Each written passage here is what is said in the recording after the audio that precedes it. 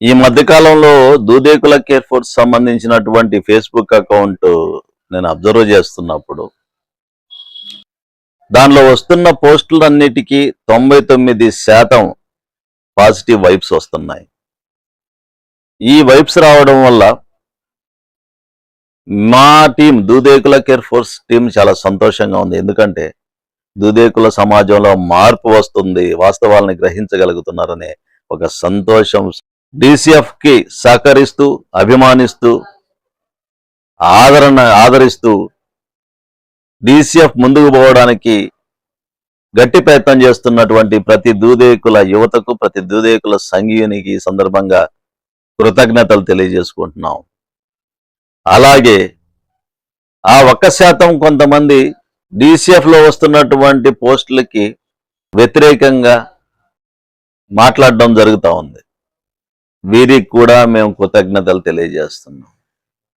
ఎందుకంటే మీరు ఎప్పుడైతే వ్యతిరేకంగా మాట్లాడతారో, ఎప్పుడైతే మీరు మమ్మల్ని ద్వేషిస్తారో, ఆ వ్యతిరేకంగా ఎందుకు మాట్లాడారు అనే దానికి మేము వచ్చేసి ప్రక్షాళన చేసుకోవడానికి, దాని మీద పునరాలోచన చేయడానికి మాకు అవకాశం దొరుకుతుంది. అలాగే మీ ద్వేషం మాలో ఉన్నటువంటి ఒంటరితనాన్ని గుర్తు చేసి ఇంకా మేమెంత బలంగా తయారవ్వాలా అనేటువంటి అంశాన్ని మాకు పదే పదే గుర్తు చేస్తూ ఉంటుంది.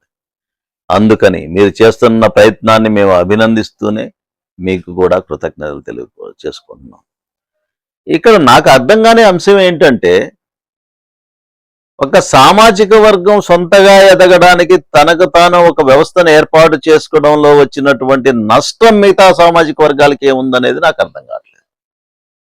ముస్లిం సామాజిక వర్గంలో ఉన్నటువంటి కొన్ని సామాజిక వర్గాల వారు ఎందుకు మమ్మల్ని వ్యతిరేకిస్తున్నారో నాకు ఇప్పటికి కూడా అర్థం కావట్లేదు. ఇలాంటి పరిస్థితి వస్తుందనే మొదట్లోనే DCF మొదలు పెడుతున్నప్పుడే అందరు సభ్యులు, అందరూ స్టేట్ ఆర్గనైజర్స్ కానీ అందరితోటి మేము ఒక ఒప్పందం చేసుకున్నాం. కుల సంఘాల పోరాటంలో ఎప్పుడు కూడా రాజకీయ పార్టీలని పొగడ్డం కానీ తిట్టడం కానీ చేయకూడదు. కుల సంఘాల పోరాటాల్లో ఎప్పుడు కూడా మతాన్ని తీసుకురాకూడదు. దాని జోలికి పోతే ఒక అంశం గురించి మాట్లాడితే ఇంకోరికి కోపం వస్తుంది, ఇంకొక అంశం గురించి చేస్తే ఇంకోరికి కోపం వస్తుంది అనే ఉద్దేశంతో మేము దాన్ని మొదట్లోనే పక్కన పెట్టేసి ముందుకు నడిచాం. కానీ కొన్ని సందర్భాల్లో మేము మాట్లాడాల్సిన పరిస్థితి ఎందుకు ఏర్పడుతుందంటే, ఇదే ముస్లిం సామాజిక వర్గంలో ఉన్నటువంటి దూదేకుల కులస్తులు కొంతమంది జరుగుతున్న అవమానాలు, వివక్ష, ఎగతాళి ఇవన్నీ ఎదుర్కొన్నప్పుడు, వాళ్ళు మాకు కంప్లైంట్ చేసినప్పుడు, వాళ్ళని మా దగ్గర బాధపడినప్పుడు ఈ వివక్ష తప్పు,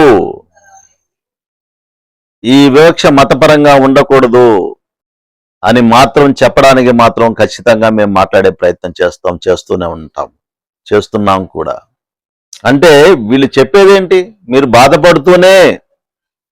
బాధపడుతూనే బతకండి కానీ మీరు ఎదురు మాట్లాడదంటే కుదరదు. ఇక్కడ అసలు దూదేకుల కేర్ ఫోర్స్ కావచ్చు, ఇంకొక సంస్థ కావచ్చు, దూదేకుల సమాజానికి ఏర్పడిన ఏదైనా కానీ వ్యవస్థ కావచ్చు, అది దూదేకుల సామాజిక వర్గానికి రావాల్సిన హక్కుల గురించి మాట్లాడద్ది, అవకాశాల గురించి మాట్లాడద్ది, సామాజికంగా ఎలా ఎదగాలనే దాని గురించి మాట్లాడుతుంది, రాజకీయంగా అభివృద్ధి ఎట్ట చెందాలనే దాని గురించి మాట్లాడుతుంది. కానీ ఇంకొక వర్గంతో, ఇంకొక సామాజిక వర్గంతో గొడవ పెట్టుకోవాలా, లేకపోతే ఇంకోటి వ్యతిరేకం చేసుకోవాలని ఎందుకు ఆలోచిస్తుందని విఘ్నత ఉన్నాళ్ళు ఎవరు అలా ఆలోచించరు. ఎందుకంటే ఏ దేశమైనా, ఏ సమాజమైనా కానీ భిన్న సామాజిక వర్గాల సమాహారం మాత్రమే ఉంటుంది. ఈ సమాహారాన్ని బట్టి, వీళ్ళకున్న ఆర్థిక స్థితిగతులను బట్టి, వాళ్ళ సామాజిక స్థితిగతులను బట్టి, వాళ్ళు చేస్తున్న వృత్తిని బట్టి, పనిని బట్టి వివక్ష, డిస్క్రిమినేషన్ అనేది భారతదేశంలో ఏర్పడింది. కాబట్టి ఆ డిస్క్రిమినేషన్ నుంచి బయటికి రావడానికి, ఆర్థికంగా సామాజికంగా ఎదగడానికి, రాజకీయ ఉనికిని చాటుకోవడానికి, మా హక్కుల్ని మేము సాధించుకోవడానికి మా ప్రతినిధులు రాజకీయాల్లో ఉండాలనే విధానంలో మాత్రం ప్రతి సామాజిక వర్గం పోరాటం చేస్తుంది. అలానే దూదేకుల కేర్ ఫోర్స్ కూడా దూదేకుల సామాజిక వర్గం గురించి అలానే పోరాటం చేస్తుంది. దీనివల్ల మిగతా సామాజిక వర్గాలకు వచ్చిన నష్టం ఏంటో నాకు అర్థం కావట్లేదు. అలాగే ఈ మధ్య కాలంలో ఫేస్బుక్ అకౌంట్ లో పెట్టారు, BCEలో చెప్పినటువంటి షేక్ అనే పదం ఆ షేక్ అనే పదం వల్ల దూదేకుల కులస్తుల వారికి కొంత ఇబ్బంది, కొంత అసౌకర్యం, కొంత నష్టం జరుగుతుందని పోస్ట్ దాంట్లో పెట్టారు.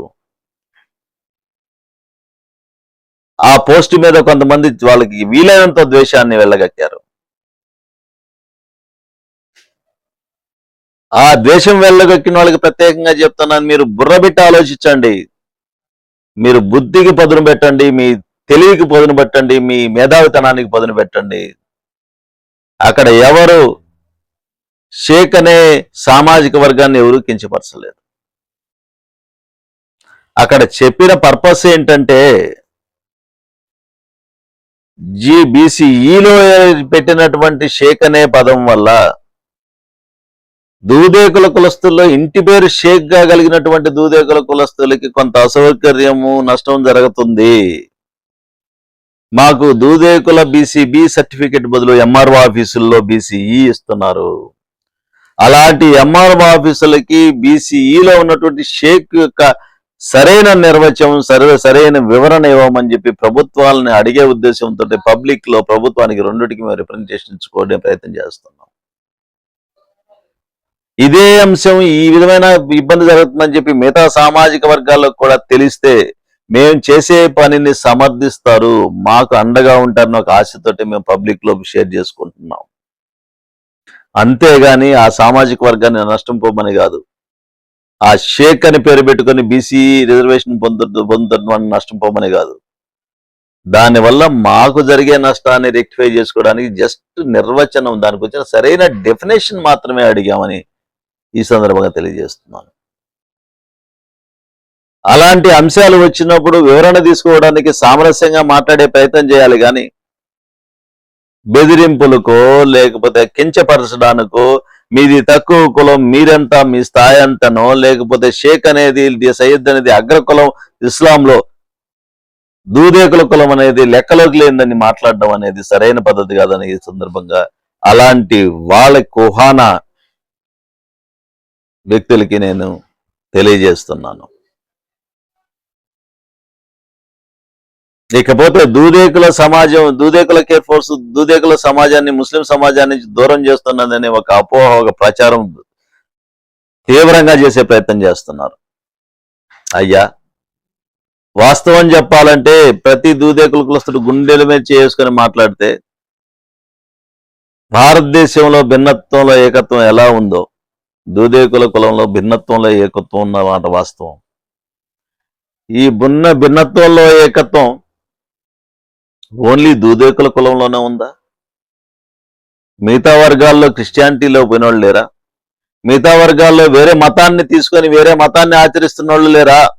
అంత మాత్రాన సమాజానికి చేదైపోతారా? వాళ్ళ సామాజిక వర్గం, కులం అనేది అంతరించిపోతుందా?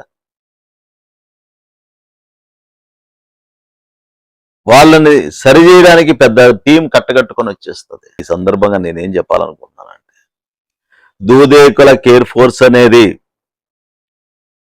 కేవలం దూదేకుల సమాజానికి ఏది ఉపయోగపడుతుందో ఆ పనిని మాత్రమే చేయడానికి నిర్ణయించుకొని సమాజంలో ఒక వ్యవస్థని ఏర్పాటు చేస్తున్న సంస్థని గట్టిగా చెప్తున్నాను. మేము దూదేకుల సమాజానికి రావాల్సిన విద్య అవకాశాలు, ఉద్యోగ అవకాశాలు, రాజకీయ అవకాశాలు, అలాగే సామాజిక ఉన్నతి కోసం మాత్రమే మేము పనిచేస్తాం, కానీ మిగతా అంశాల మీద మేము పనిచేయము, మాకు అవసరం లేదు. జై దూదేకుల, జై DCF.